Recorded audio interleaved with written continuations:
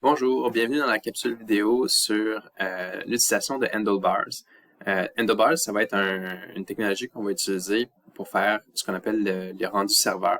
Donc, on a parlé dans la dernière capsule vidéo que ce qu'on voulait viser le plus possible, c'est le rendu mixte. On était déjà capable de faire du rendu client avec notre application. Dans le fond, il va falloir qu'on soit capable maintenant de faire le rendu serveur pour qu'on puisse utiliser les deux, dans le fond.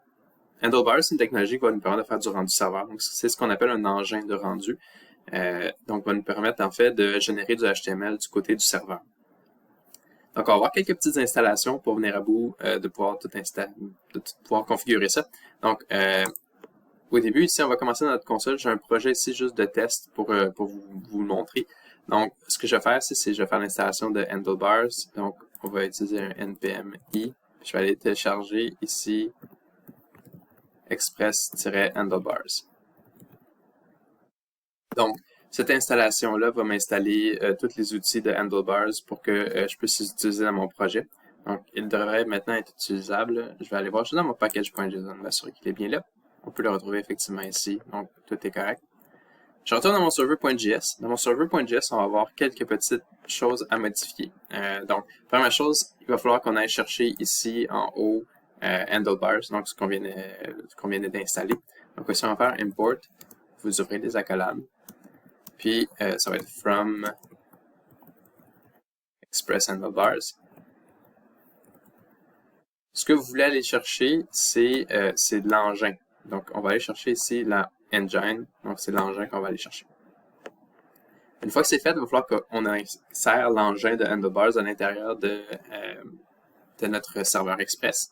Donc, moi, ce que je vous recommande, c'est juste après la création du serveur, avant les middleware. Juste ici, on va rajouter une section qui va s'appeler configuration de l'engin de rendu. Donc, l'engin de rendu, c'est l'engin de génération d'HTML. Donc, ici, on va avoir quelques petites étapes à rajouter. Donc, première chose, il va falloir qu'on ajoute un engin à l'intérieur de Express. On va faire app.engine. Puis, on va spécifier qu'on veut créer un engin qui s'appelle handlebar. Handlebars. Puis, cet engin-là, il faut qu'on lui donne c'est quoi sa valeur. Sa valeur, ça va être l'engin qu'on a été importé tantôt. On va faire engine ici. Et c'est un peu comme les middleware, il faut exécuter engine, c'est une fonction. On exécute la fonction ici. Donc, ce qu'on vient de faire, c'est qu'on vient de définir un engin à l'intérieur de notre serveur. Puis on dit cet engin-là s'appelle handlebars. Puis on lui a passé l'engin de handlebars ici en paramètre. Ce qu'il faut comprendre, c'est qu'on peut avoir différentes sortes d'engins à l'intérieur de notre serveur. Nous autres, c'est un engin de rendu. Puis les engins de rendu, ils ont une classe particulière au travers d'Express. Fait qu'il va falloir qu'on spécifie à l'intérieur d'Express que notre engin de rendu, c'est cet engin-là qu'on vient de créer, dans le fond, au niveau de notre serveur. Donc, une autre petite étape, on fait un app.set. Puis, ce qu'on va définir ici, c'est le view engine. C'est entre guillemets, ça, c'est une chaîne de caractères. Et le view engine, ce qu'on va lui donner, c'est, dans le fond, l'engin qu'on vient de créer justement. Il faut lui donner, dans le fond, le nom de l'engin qu'on lui avait donné. Donc, on va l'appeler ici handlebars.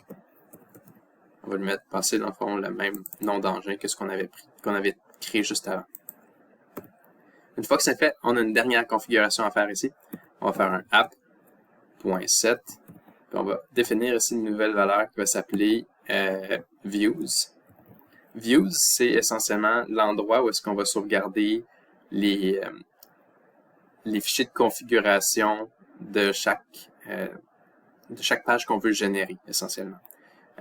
Donc, ici, il va falloir qu'on lui donne un nom de dossier. Typiquement, ce qu'on va mettre, c'est qu'on va faire ./views. Donc, ce qu'on lui dit, c'est va chercher ces fichiers de configuration-là dans le dossier views. Donc, important que vous mettiez ça pour qu'il sache dans quel dossier aller chercher les éléments.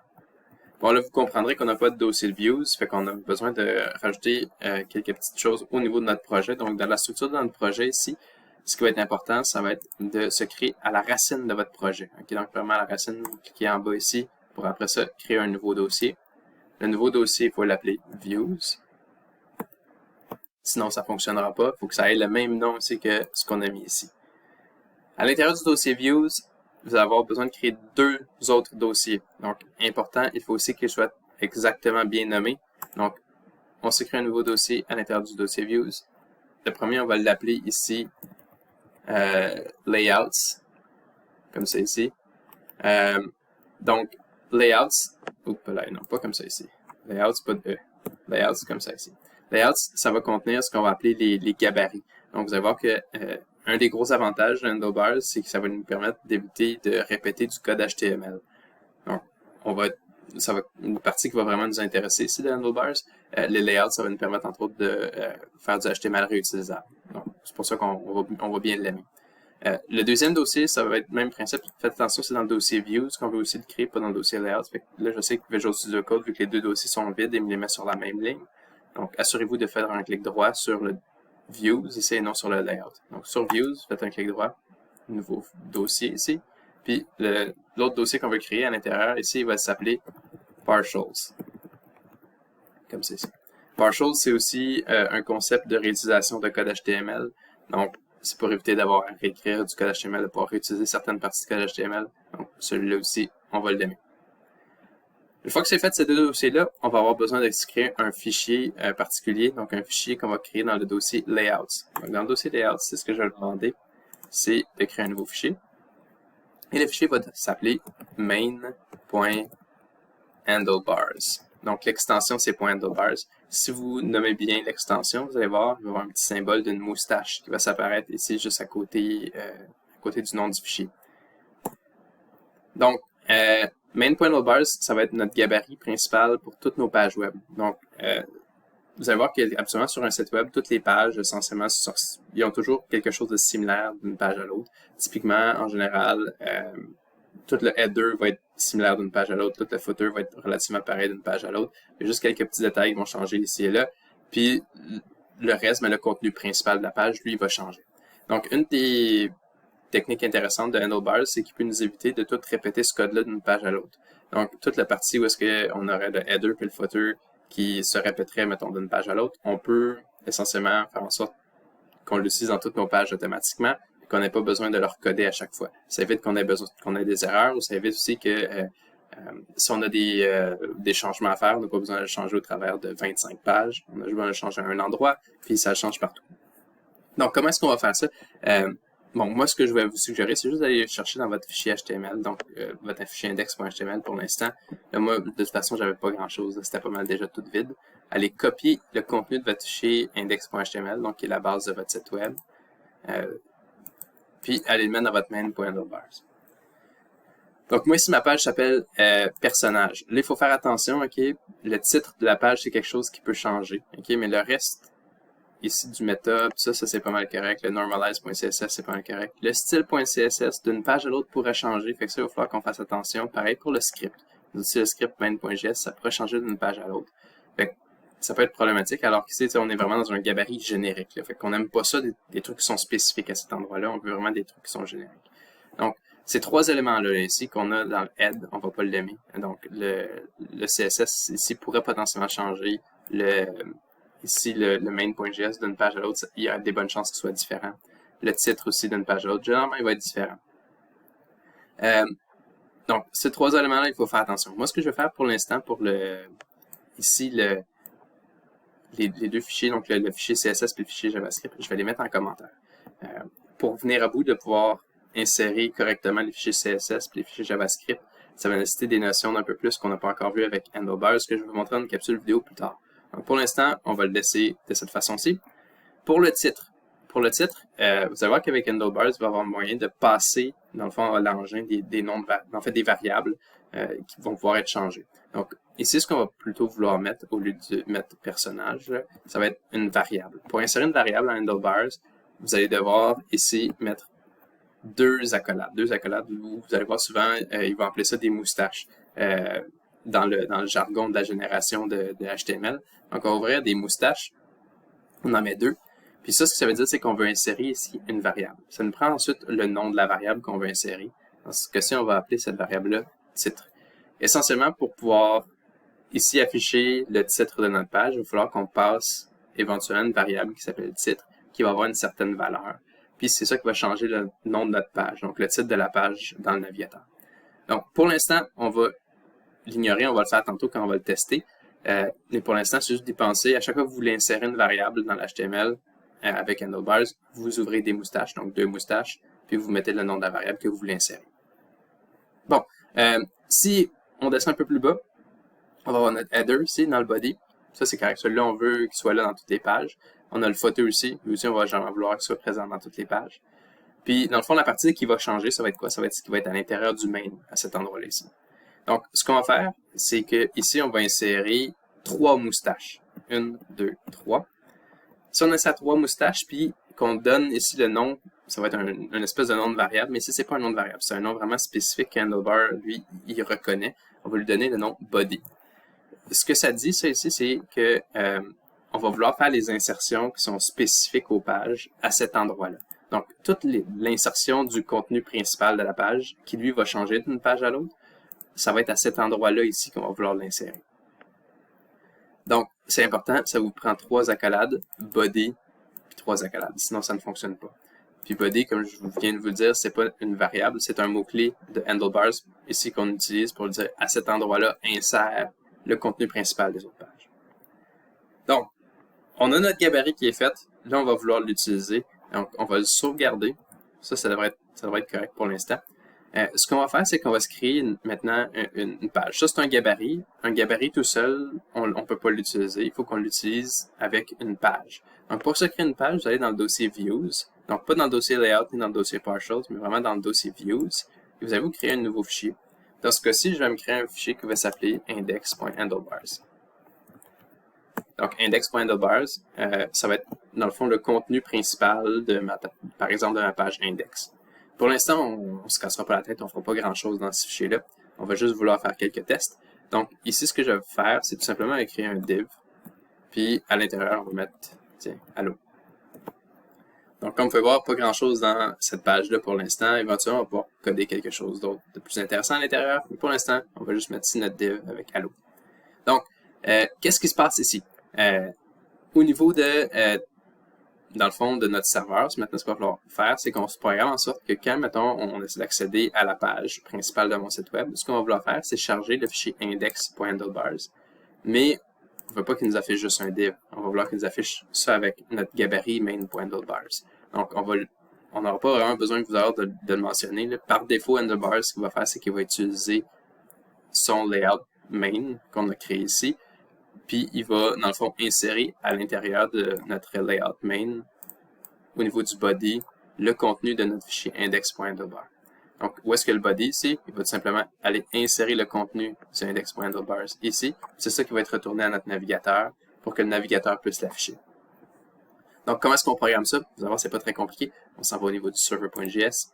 Au niveau du server.js, au niveau des routes, il va falloir qu'on programme maintenant notre route. On n'a pas le choix de le faire manuellement. Donc oui, avec qu'on avait juste ici dans le dossier public, le fichier index.html, on n'avait pas besoin de programmer une route pour ces fichiers-là. Donc tout ce qui était statique. Là ici, vu qu'on fait une génération sur le serveur, on n'a pas le choix de programmer la route.